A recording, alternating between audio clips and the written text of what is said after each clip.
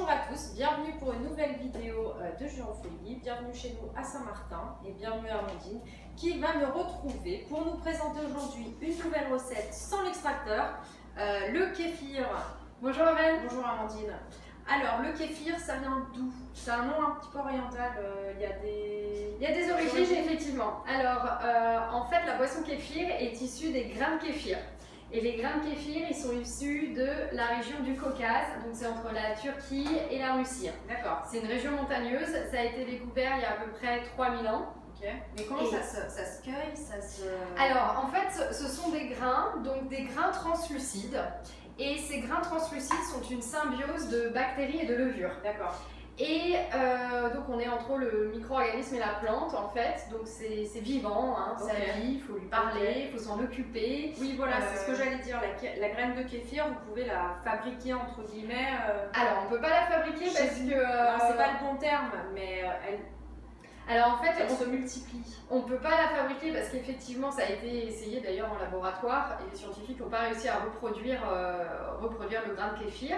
Mais effectivement ça se reproduit et ça se transmet. D'accord. Donc voilà. Après il y a la règle de l'art, il y a une recette traditionnelle à suivre, donc on va vous l'expliquer aujourd'hui. Oui. J'ai pas précisé là, on est sur du kéfir d'eau ou du kéfir de fruits. Voilà, tout à fait. Après, il y a différents kéfirs, il y a aussi le kéfir de lait qui sert donc à fermenter le lait. Et là, on va fermenter une boisson. D'accord. Donc voilà. Alors, on commence par peut-être voir les ingrédients qu'on va utiliser. Voilà. Alors, on va commencer tout de suite avec la recette en fait. Donc là, vous voyez... La vraie recette, Amandine tenait à préciser que c'était vraiment la vraie recette du kéfir. Alors, là, mes grains de kéfir, quand ils sont au repos, que je ne m'en sers pas, ils vont rester dans un bocal avec de l'eau à niveau et je vais les mettre au réfrigérateur. Une fois que je vais commencer la recette, il va me falloir 1 litre d'eau. Donc là, je vais vous montrer la recette pour 1 litre d'eau. De l'eau de source, je crois. Alors, effectivement, de l'eau de source ou alors de l'eau du robinet déchlorée. Pour déchlorer votre eau du robinet, vous avez juste à la laisser à l'air libre pendant 24 heures. Moi ici à Saint-Martin, l'eau du robinet est vraiment pas de bonne qualité, donc moi ce que je fais c'est que je la filtre au charbon. Donc j'utilise une fontaine à charbon et je la filtre au charbon et les grains sont très contents, ça fonctionne bien. Mais sinon vous pouvez trouver de l'eau de source dans tous les supermarchés sans aucun problème. Voilà, exactement. Une fois que j'ai mon litre d'eau, ensuite je vais sucrer mon eau parce qu'en fait les grains de kéfir vont se nourrir du fructose. D'accord. Du fructose du sucre. Qu'on retrouve dans le sucre, qui là encore est du sucre bio. Oui, tout à fait. Donc le sucre bio c'est intéressant, pourquoi? Parce qu'en fait il n'y a pas de pesticides, il n'y a pas de résiduels, donc ça ne va pas endommager vos grains. Et donc dans l'idéal c'est quand même mieux du sucre bio. Et si on utilise du sucre normal, du sucre blanc, c'est pas possible? Alors si, il faut savoir que plus le fructose est élevé dans le sucre, plus les grains vont être contents. Okay. Donc ça veut dire que plus le sucre est raffiné, mieux c'est. Okay. Cependant, ça dépend les grains qu'on vous transmet. Il y en a qui sont habitués avec un sucre blond, d'autres avec un sucre brun, ça dépend. Là, en l'occurrence, moi j'ai un sucre brun bio. Et voilà, pour la recette pour 1 litre, je vais mettre 20 grammes. 20 grammes, ça correspond à 6 petits carrés ou alors à 4 gros carrés de sucre. Okay. Sinon, vous pesez. Donc là, je vais les mettre dans mon eau, je vais les diluer. Donc on peut mettre du sucre en poudre également. Vous pouvez aussi mettre du sucre en poudre. Donc pour la quantité pour 1 litre, ça va être une grosse cuillère à soupe bombée. Voilà. Donc voilà. Une cuillère à soupe en général c'est 15 grammes, donc effectivement. Bombée, ça nous fera sur 20 grammes. Alors attention, il faut être très précis parce que c'est un peu de la pâtisserie le kéfir. Hein. Faut vraiment. C'est la pâtissière qui parle. Donc effectivement, là je vous donne la recette traditionnelle avec le protocole, à respecter. Maintenant, il peut y avoir des variantes, je vais vous en parler un peu plus tard. L'idée c'est de toujours revenir à la recette traditionnelle. Pourquoi? Parce qu'en fait on veut vraiment que nos grains ils gardent leur symbiose et leur bienfait. Donc voilà. Alors hop. Une fois que j'ai mélangé mon sucre, je vais mettre mes grains. Donc je vais mettre mes 20 grammes de grains. Donc 20 grammes de sucre, 1 litre d'eau, 20 grammes de grains. Donc je vais juste les verser dedans. Voilà. Ils étaient dans l'eau au frigo, j'ai juste évaporé l'eau et mis les grains directement dans ma carafe. Ensuite, on va avoir un citron, alors bio de préférence aussi, puisque effectivement, dès qu'on va avoir des pesticides, ça va endommager la qualité des grains.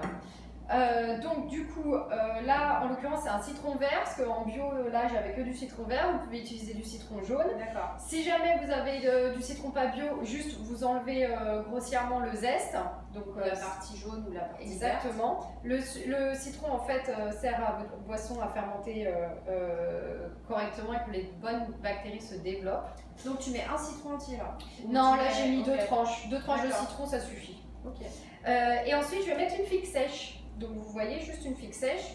Donc là on est vraiment sur la recette traditionnelle. Il faut savoir que les levures de la figue en fait, et le sucre de la figue vont vraiment correspondre à la nourriture du grain. Donc pareil, dans l'idée d'avoir une boisson... On est sur une figue bio aussi, hein. Attention là, tous les ingrédients qu'on utilise alors, sont 100% bio. Autant sur le sucre, des fois j'ai pas de sucre bio, bon ok. Autant sur la figue, franchement il vaut mieux la prendre bio parce que dès qu'elle n'est pas bio, il y a des levures et du coup ça altère la recette. Exactement. Ok. Une fois que vous avez fait votre préparation, vous voyez ultra simple, je vais refermer ma carafe. Vous n'êtes pas obligé, vous pouvez aussi faire avec un sopalin et un élastique. Le kéfir va se développer, la boisson de kéfir va se développer, que ce soit à l'air ou pas à l'air. D'accord. Anaérobie ou pas toujours aérobie. dans une bouteille en verre.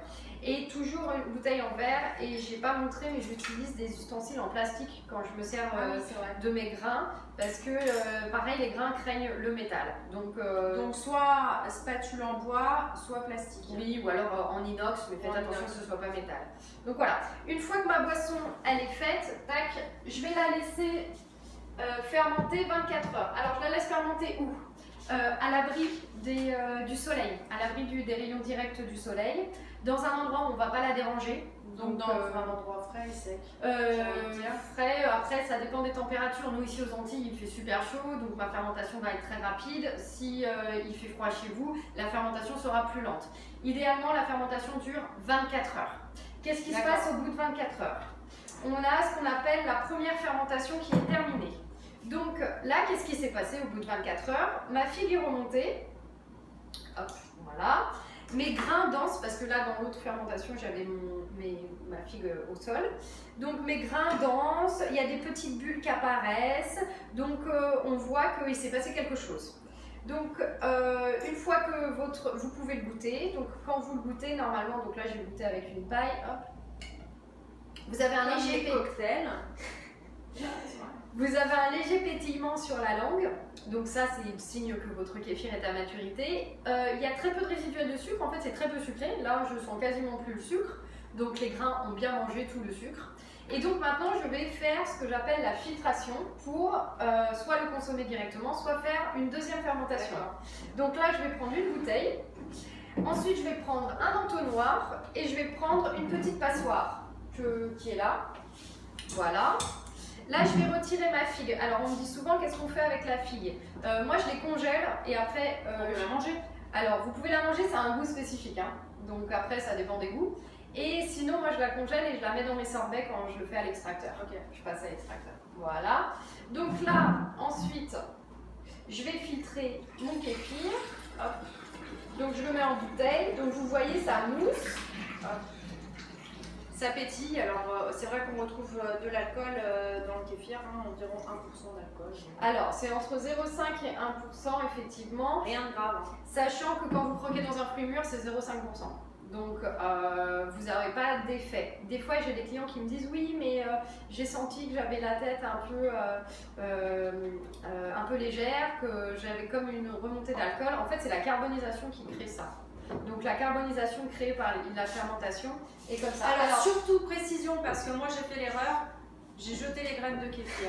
Je ne savais pas qu'elles se réutilisaient. Alors en fait effectivement une fois que vous avez filtré vos grains, vous voyez, donc là je les ai récupérés, j'ai deux solutions. Soit je relance immédiatement une première fermentation, donc je remets les grains dans ma carafe, je remets mon eau, mon sucre, mon citron, ma figue, ou alors si ça me suffit, mais enfin bon, vous allez voir que ça ne va pas vous suffire, 1 litre, parce que c'est très addictif, c'est très bon, vous les remettez au repos, dans l'eau, au frigo. Alors l'eau, elle se change, comment ça se passe?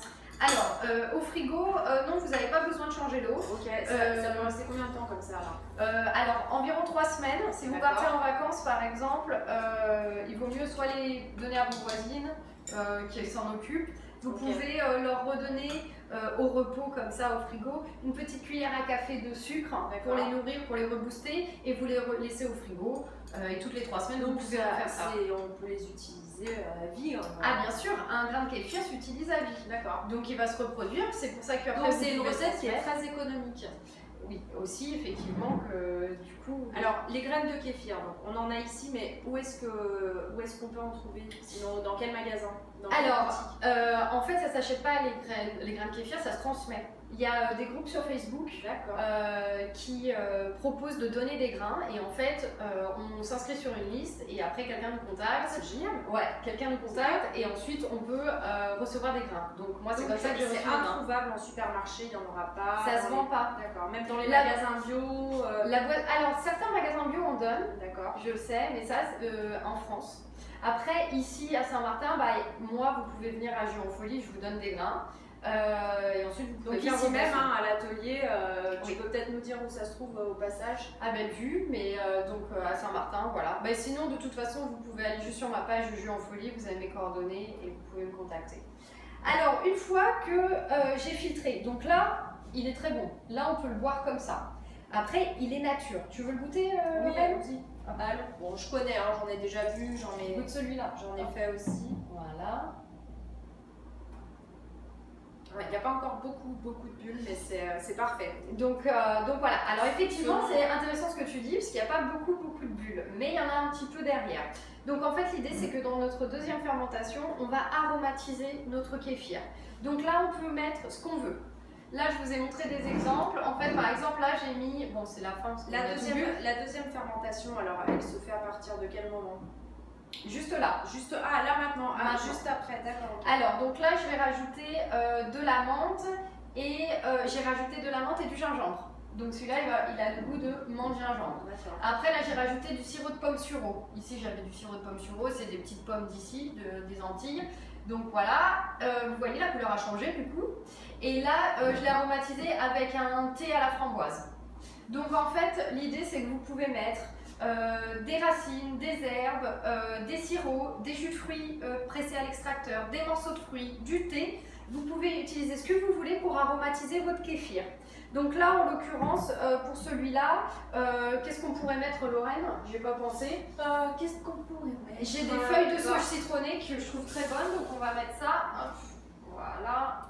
Donc ça, c'est de la sauge citronnée, donc c'est très bon, ça donne un goût bien citronné. Je mets juste mes feuilles dans ma bouteille. J'ai une petite question. Si je veux rajouter du citron, je vais rajouter aussi une petite tranche de citron pour qu'il ait encore plus un goût citronné. Hop, voilà, je finis la fermentation. Hop, je t'écoute, Lorraine. Je ne me rappelle plus. Ah mince. Ah oui, la figue, est-ce qu'on peut la remplacer par un autre fruit sec comme le pruneau, par exemple? Alors, c'est vraiment... bon, on sait que la véritable recette va être des figues, mais après, est-ce qu'on peut faire quelques modifs même sur la recette de base? Alors, effectivement, si vous voulez, vous n'avez pas de figue et que vous avez un autre fruit sec, vous pouvez l'utiliser. Des raisins secs, des abricots secs, ça marche bien, un pruneau, une date, mais toujours vous souvenir de revenir à la recette de base. D'accord, ok. Donc voilà. Donc une fois que j'ai mis mes aromates dans ma bouteille, je vais refermer ma bouteille. Vous voyez, j'utilise une bouteille avec un bouchon mécanique parce que là, je veux que le gaz reste à l'intérieur. Et vous la relaissez à l'extérieur pendant 24 heures. Okay. Donc là, je vais ce qu'on appelle la deuxième fermentation. Et après 24 heures, vous avez les boissons qui sont prêtes à être dégustées. Vous pouvez les mettre au frais ou les boire nature. D'ailleurs, on entend Vous avez entendu le pchit à l'ouverture. Donc là, du coup, on va avoir une boisson beaucoup plus pétillante. Hop. Tiens, je te fais goûter celle-là. De manière générale, moi j'ai un conseil, ne remplissez pas trop vos bouteilles quand vous faites la deuxième fermentation. Et quand vous mettez quelque chose de très sucré, du fruit de la passion, un jus à l'extracteur ou un sirop, ou un sirop, du coup je sais plus ce que je voulais dire, ou un sirop, faites attention de ne pas trop en mettre parce qu'après la carbonisation est très forte et il y a des cas d'explosion de bouteilles. Ah oui, donc faites attention à ça. Ou de ne pas l'oublier dans le frigo pendant 3 semaines comme ça m'est arrivé. Pourquoi? Qu'est-ce qui s'est passé après? Bah Ça a été... Ah oui. Ah ouais. Donc oui, alors effectivement, le froid va ralentir, on va stopper ralentir la fermentation. Donc ce que je vous conseille aussi pour éviter les explosions, c'est après les 24 heures, vous dégazez, vous ouvrez un peu votre bouteille et après vous mettez votre bouteille au frigo. Bon, sachant que nous on a des problèmes de pays chauds, hein, parce que quand il fait très chaud, la fermentation est très rapide et tout de suite c'est très explosif. Donc je sais qu'en France c'est un petit peu moins fort, mais bon après ça dépend. Donc voilà. Voilà. Et ben écoutez, je crois qu'on a tout dit sur le kéfir. Rien de plus, on va reprendre peut-être les ingrédients ensemble. Donc une bouteille en verre, une figue bio, 6 petits morceaux de sucre ou 4 gros morceaux de sucre, ce qui représente 20 grammes. Si vous le mettez en poudre, un demi-citron, voire les 3/4 d'un citron. Les graines de kéfir évidemment à hauteur de 20 grammes. Donc on met tout ça dans la bouteille avec de l'eau de source ou filtrée comme le fait Amandine. Et puis on laisse à température ambiante, à l'abri du soleil, 24 heures. Voilà. C'est très simple, comme vous pouvez le voir. Voilà. Merci beaucoup. Si vous avez des questions, n'hésitez pas. Vous pouvez me faire un message sur Jus en Folie. Tout à fait. Vous pouvez poser des questions à Amandine sur le kéfir. Et puis nous on se retrouve pour une prochaine vidéo de Jus en Folie. Merci de nous suivre, merci aux nouveaux abonnés également. Et puis à très bientôt. Au revoir. Bye bye.